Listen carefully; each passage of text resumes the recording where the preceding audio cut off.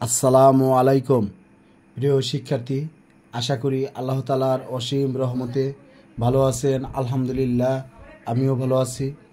আজকে আমরা আলোচনা করব বাংলাদেশ উন্মুক্ত বিশ্ববিদ্যালয়ের এইচএসসি প্রোগ্রামের সমাজবিজ্ঞান প্রথম পত্রের গুরুত্বপূর্ণ কিছু পাঠ, যেগুলো থেকে প্রতি বছর সৃজনশীল প্রশ্ন আসে এবং এবারও আসবে।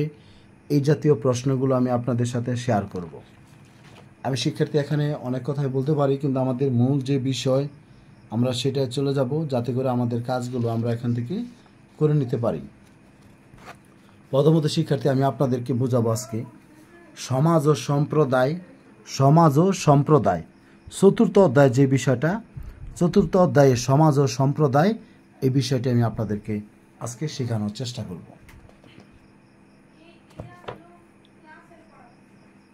৬৭ পৃষ্ঠায়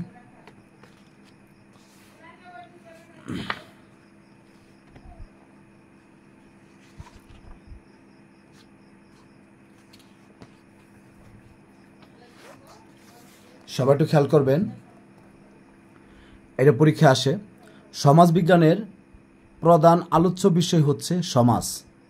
সমাজবিজ্ঞানের প্রধান আলোচ্য বিষয় হচ্ছে কি? সমাজ।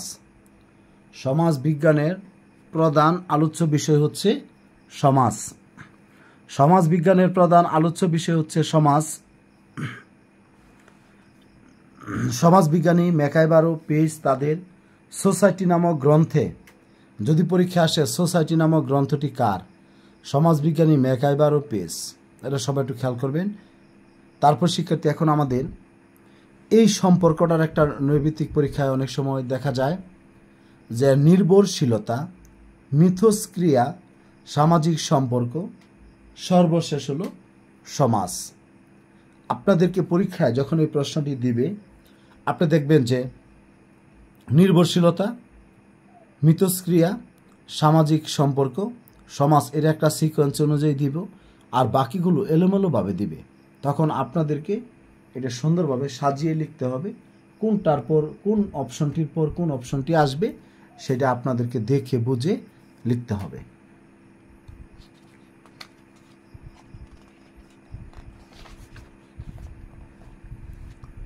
সমাজের বৈশিষ্ট্য দেখেন, আমি এখানে কয়েকটা বৈশিষ্ট্যের মধ্যে মার্ক করেছি। সমাজের একটি বিশেষ বৈশিষ্ট্য হচ্ছে সংঘবদ্ধতা। সমাজের একটি বিশেষ বৈশিষ্ট্য হচ্ছে সংঘবদ্ধতা। সমাজ বলতে সমাজে বসবাসরত মানুষের পারস্পরিক কার্যাবলীকে বোঝায়। সমাজে যারা বসবাস করে তাদের পারস্পরিক কার্যাবলীকে মূলত বোঝায়। সামাজিক বন্ধন ও সামাজিক সংহতি সমাজের মূল কথা। সামাজিক বন্ধন ও সামাজিক সংহতি সমাজের মূল কথা। সমাজ হচ্ছে সহযোগিতার সর্বোত্তম ক্ষেত্র। সমাজ হচ্ছে সহযোগিতার সর্বোত্তম ক্ষেত্র। মানুষের পারস্পরিক সম্পর্কের ভিত্তিতে সমাজ গড়ে ওঠে। মানুষের পারস্পরিক সম্পর্কের ভিত্তিতেই সমাজ গড়ে ওঠে। তাহলে এখানে বললাম সমাজের একটি বিশেষ বৈশিষ্ট্য হচ্ছে সংঘবদ্ধতা। সমাজ বলতে সমাজে বসবাসরত মানুষের পারস্পরিক কার্যাবলীকে বোঝায়। এখানে আরেকটা বিষয় দেখেন, সমাজে প্রতিযোগিতা আছে, দ্বন্দ্ব আছে, সংঘাত, বিরোধ পরিলক্ষিত হয়। ব্যাপক অর্থ হলো বাঙালি সমাজ, আর সীমিত অর্থ হলো নারী সমাজ বা লেখক সমাজ। বাঙালি সমাজ বলতে সমগ্র বাংলাদেশের যে সমাজগুলো আছে, এটাকে বাঙালি সমাজ বলে। সমগ্র বাঙালিদেরকে একটা সমাজের সাথে কল্পনা করা হয়েছে, এটা বলছি আমরা ব্যাপক অর্থে বাঙালি সমাজ। আর ক্ষুদ্র অর্থে বা সীমিত অর্থে শুধু লেখকদের বোঝায়, শুধু নারীদের নিয়ে বোঝায়, শুধু ছাত্রদের বোঝায়, তাহলে সেটা হবে আমাদের নারী সমাজ বা লেখক সমাজ। আর বাঙালি সমাজে নারী লেখকেরাও আছে। যে নৈর্ব্যক্তিকটা আমি আপনাদের বলেছিলাম, এই যে আপনারা দেখতে পাচ্ছেন এখানে, নির্ভরশীলতা, মিথস্ক্রিয়া, সামাজিক সম্পর্ক, সমাজ। সবাই একটু খেয়াল করবেন।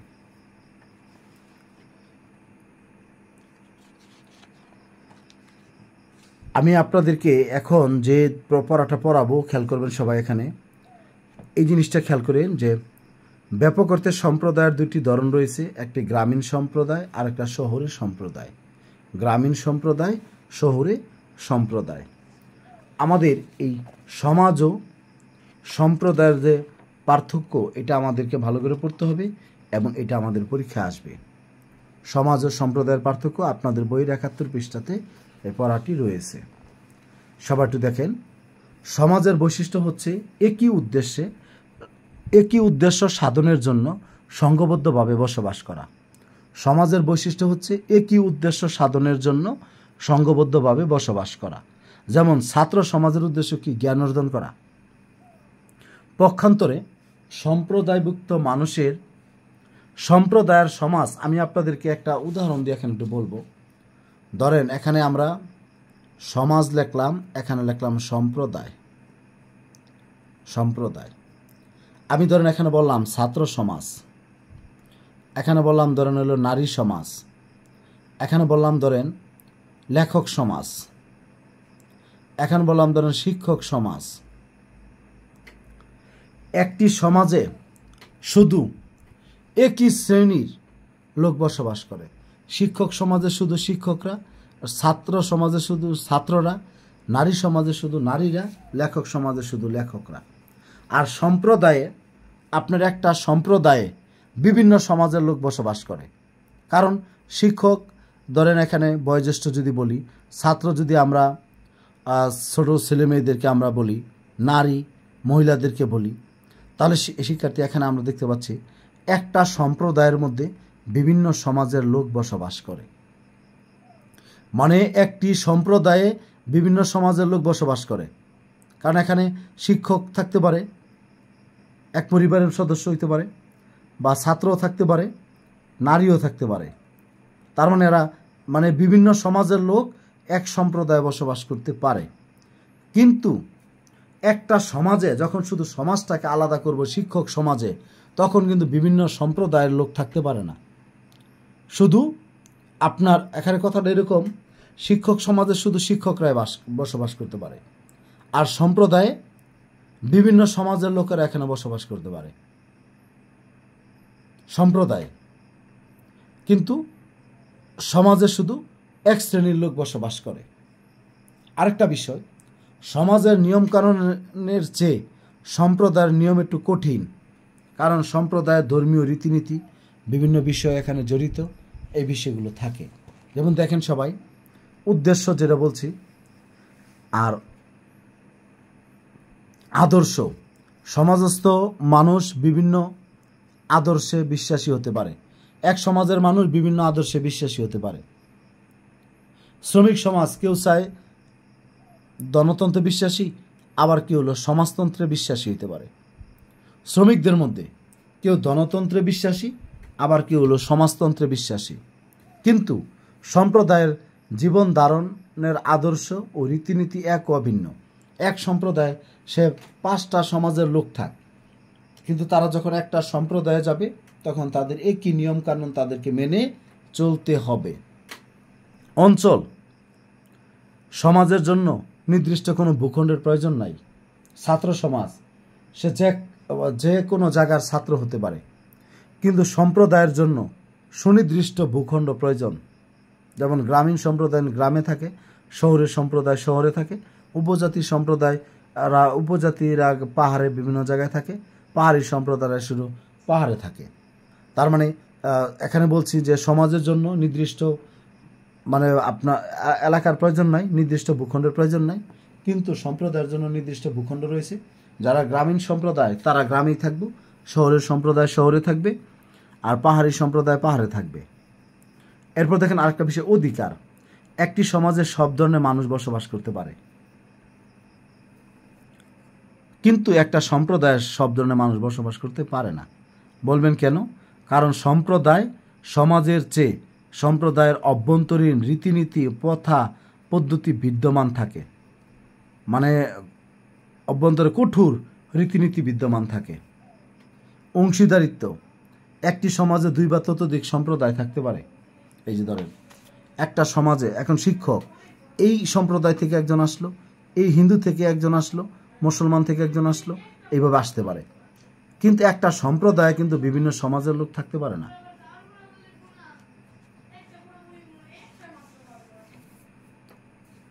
দেখেন এখানে বলা আছে একটি সমাজে দুই বা ততোধিক, কিন্তু বিভিন্ন সমাজে সমাজ থাকতে পারে না। কথাটা আমি ভুল বলতেছি, আমি আবার বলি।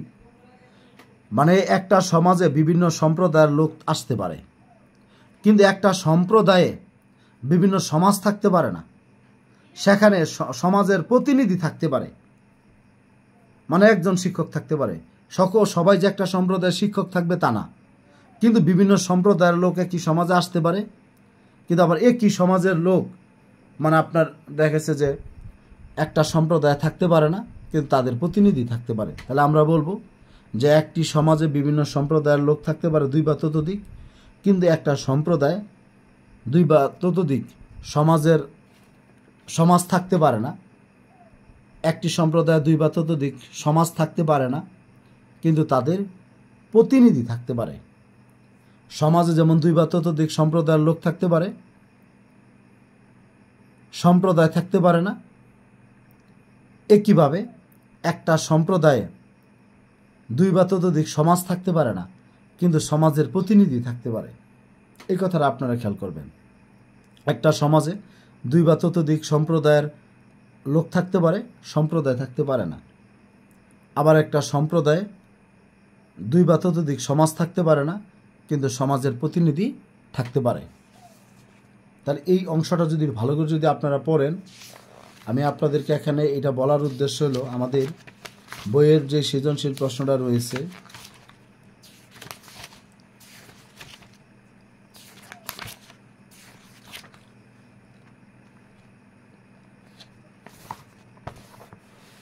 আমি এই উদ্দীপকটা পড়ে আপনাদের বইয়ে 89 পৃষ্ঠায় আমি আপনাদেরকে বোঝাবো। আরিফ রাজশাহী বিশ্ববিদ্যালয়ের সমাজবিজ্ঞান বিভাগে পড়ে। সে তার কয়েকজন বন্ধুকে নিয়ে নাটোর জেলার গুরুদাসপুর উপজেলার বিলসা গ্রামে বেড়াতে যায়। গ্রামটি চলনবিলের মধ্যে অবস্থিত। আরিফ তার বন্ধুদের নিয়ে বেড়াতে গিয়ে লক্ষ্য করে একটি পাড়ায় কেউ জাল বুনছে, কেউ নৌকা পরিষ্কার করছে, কেউ বা আবার মাছ রাখার পাত্র নৌকায় তুলছে। তাদের সঙ্গে কথা বলে তাদের অভিন্ন জীবন ধারণা পায় আরিফ। তবে সমাজের অপরাপর মানুষের সঙ্গেও তারা সুসম্পর্ক বজায় রেখে বংশ পরম্পরায় মাছ শিকার করে আসছে। তবে সমাজের অপরাপর মানুষের সঙ্গেও তারা সুসম্পর্ক বজায় রেখে বংশ পরম্পরায় মাছ শিকার করে আসছে। সমাজবিজ্ঞানের কেন্দ্রীয় প্রত্যয় কোনটি, এটা বলছি আমরা। সমাজবিজ্ঞানের কেন্দ্রীয় প্রত্যয় হলো সমাজ। সম্প্রদায়ের প্রধান বৈশিষ্ট্যগুলো কি কি? গ্রামীণ ও নগর সম্প্রদায়ের তুলনামূলক আলোচনা, যেটা আমি বলেছি যে উদ্দেশ্য, তারপর হলো বাসস্থান, তারপর হলো আমাদের এই যে এখানকার যে অংশটা, আর সমাজ ও সম্প্রদায়ের পার্থক্য। একটা হলো তুলনামূলক আলোচনা, আর একটা হলো সমাজ ও সম্প্রদায়ের পার্থক্য।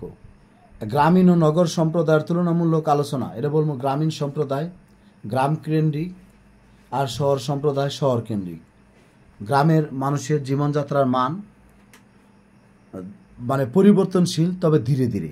আর নগর সম্প্রদায়ের মানুষের মানে জীবনযাত্রার মান দ্রুত পরিবর্তনশীল। গ্রামে কৃষি, ক্ষুদ্র ব্যবসা বা মৌসুমি ব্যবসা কেন্দ্রিক, আর নগরে শিল্প উৎপাদন, কলকারখানা বা ব্যবসা বাণিজ্যের সাথে বেশি সম্পৃক্ত। এগুলো আলোচনা করবেন। আর সমাজ ও সম্প্রদায়ের পার্থক্য তো আমি কিছুক্ষণ আগে বলেছি। এই অংশ দুটো যদি আপনারা ভালো করে পড়েন, এখান থেকে আপনাদের সৃজনশীল প্রশ্ন পরীক্ষা আসবে। এই যে দেখেন, গ্রামীণ সম্প্রদায়ের সকলের সাথে ব্যক্তিগত সম্পর্ক থাকে, সবাই প্রধান পেশা সাধারণত কৃষি। তারপর সম্প্রদায়ের বিভিন্ন রক্ষণশীল, গ্রামীণ সম্প্রদায়ের লোকজন রক্ষণশীল থাকে, কারণ তারা বংশগত ঐতিহ্যের প্রতি তারা বেশি শ্রদ্ধাশীল। রীতিনীতি এগুলোর প্রতি তারা খুব গভীরভাবে এগুলো মেনে চলে। আর শহরের শিক্ষার সুযোগ বেশি, মানে তুলনামূলক এই আলোচনাটা এখানে দেওয়া আছে এটা। আর সমাজ ও সম্প্রদায়ের মধ্যে পার্থক্য যেটা আমি বলেছি, যেখানে আপনারা দেখতে পাচ্ছেন যে উদ্দেশ্য, আদর্শ, অঞ্চল, তারপর হলো অধিকার, অংশীদারিত্ব, এগুলো একটু আপনারা ভালো করে পড়বেন। যাই হোক শিক্ষার্থী, সবাই ভালো থাকবেন, সুস্থ থাকবেন, আমার জন্য দোয়া করবেন, আমি যেন আপনাদের জন্য এই কাজগুলো করতে পারি। আর আমি সৃজনশীল প্রশ্নগুলো যদি আপনারা নিতে চান আমার কাছে থেকে, তাহলে 01609781125 এই হোয়াটসঅ্যাপ নাম্বার যোগাযোগ করবেন। আর আমি আপনাদের কাছে যদি সম্ভব হয় আপনারা আমাকে 150 থেকে 200 টাকার মধ্যে একটা পারিশ্রমিক দিবেন। যদি কারোর টাকা না থাকে সেটাও জানাবেন, আমি আপনাদেরকে দিয়ে দেব। সবাই ভালো থাকবেন।